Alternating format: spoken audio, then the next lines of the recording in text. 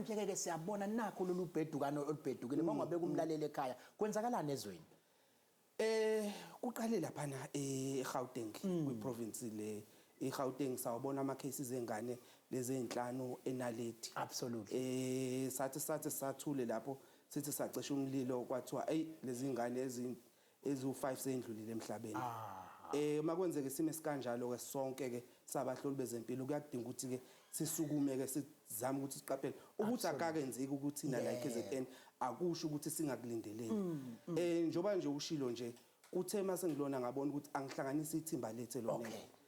kuthe mase kwenzile lawo ama-cases eGauteng kwaba khona amanye asempumalanga esikoleni awubakithi kwathi mase kwenzekile futhi kwabuyela back eGauteng I think say Bronco State something like that eGauteng kwamanye ama-cases noma ubuka inamba yalezi lama cases lapho kuba o30 ubani of which kuyasikhathaza kakhulu usumnyango wezempilo ukuthi lama cases angaka enzekeni sabona ukuthi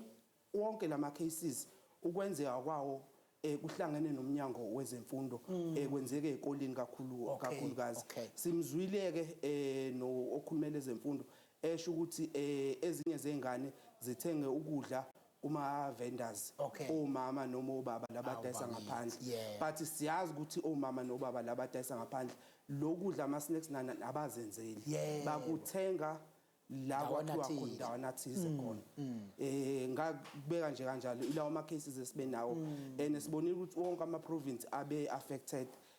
not like KZN noma singenawo amakhulu kangaka ama cases kodwa akhona esike sathibana akhona la kwaZulu-Natal akhona noma ukukhona nje uza kwethi abekade ngitshela ngayo okuye no response ka CDC ngathi anike nihambe no investigator so that sizovala umlilo ongakalona ngathi angibona ukuthi njengoba sekwenze kanjeni angibabize bonke ngoba ni sumnyango wezempilo nathi sinendle ne role yethu esidlalayo but siyasebenzisana nalamanye ama department esithi intergovernmental relations